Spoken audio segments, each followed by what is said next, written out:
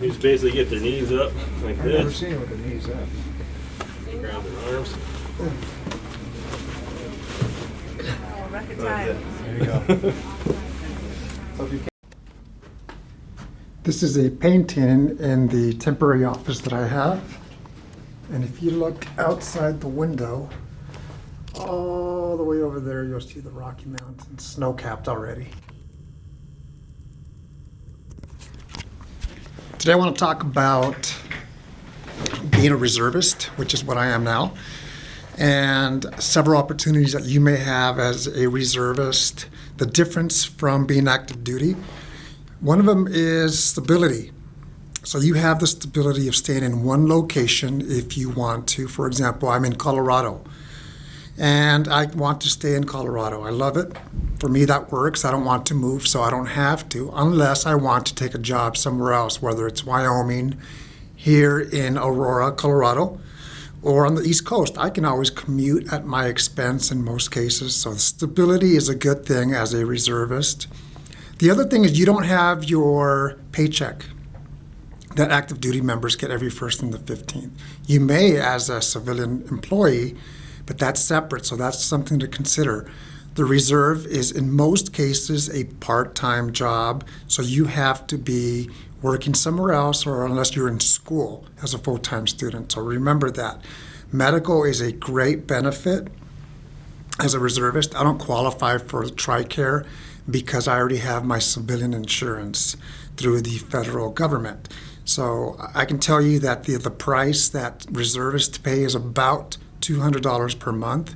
Compared to other amounts that civilians pay, $200 is very inexpensive, so it's a good deal. That's something to think about. I am a traditional reservist, which means I drill one weekend per month. And that schedule is identified long in advance, so I can plan my schedule around it. I like it because it's 2 days every month, and those 2 days add up to 24 days per year, plus an additional 2-week period that you have to do. That's called the annual tour. The annual tour for this year, we went to England. What part-time job will send you sometimes overseas where you can actually see a different country, and the Air Force is one of them. So that's a traditional reservist. The other option that the Air Force has, I don't know if other branches has, is called an IMA, Individual Mobilized Augmentee. I did that for 2 years.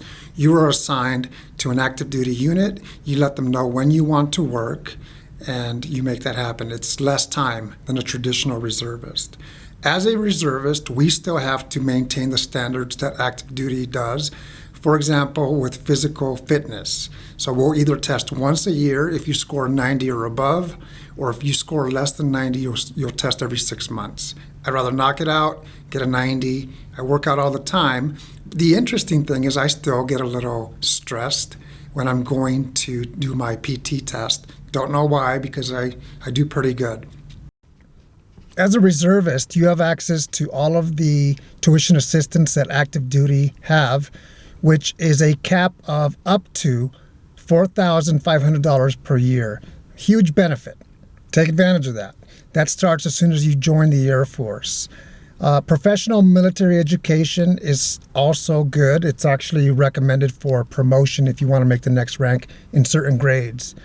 As a reservist, the good thing is that we can go in residence, which means we're put on active duty status and we go to the school, professional military education, or we could do it from home by correspondence. It depends on what our schedule is like.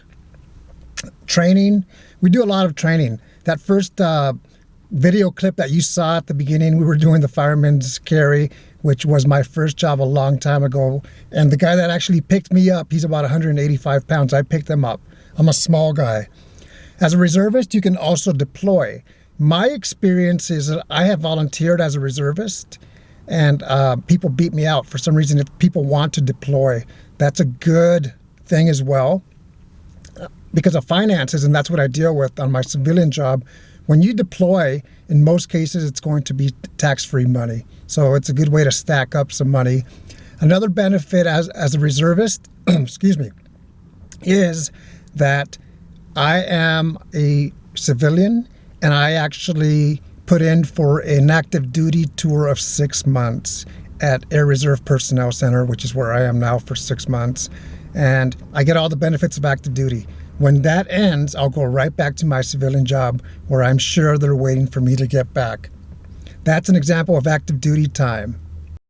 I will leave you with this. If you joined the Air Force, whether officer or enlisted, and you served 4 years or 6 years and you got out or less, in most cases, our contract is going to be 8 years, whether it's active duty or 4 years active duty or all reserve. So if you leave the service under honorable conditions and you're under 8 years, you still have a commitment. Did you know that? That's IRR, individual ready, or excuse me, inactive ready reserve, where they contact you once a year and say, hey, is this your address? And you may have to see them once a year up until the 8-year mark.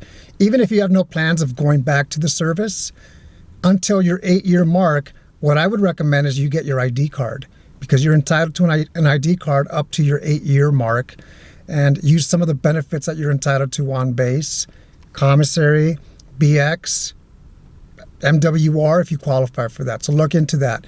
If I missed something, it's because the topic of reserve can go on for a long time. Contact me with questions. I hope this helped. You take care. I did forget to speak about something that's very important, and that is a military retirement. So after a minimum of 20 good years in the military, you could be eligible or will be eligible for a pension, a retirement at the age of 60.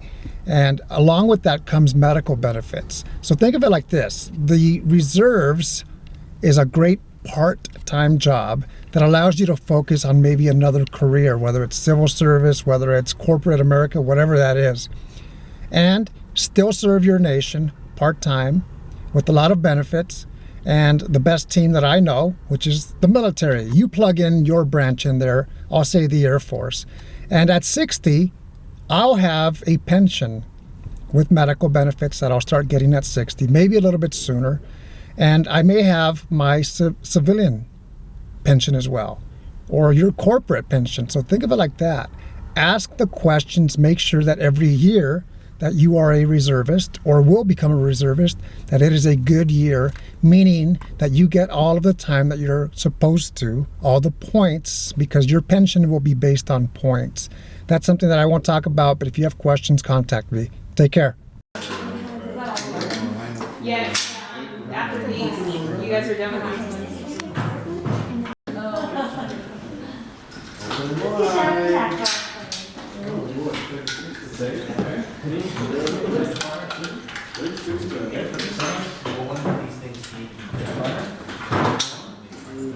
Especially if you guys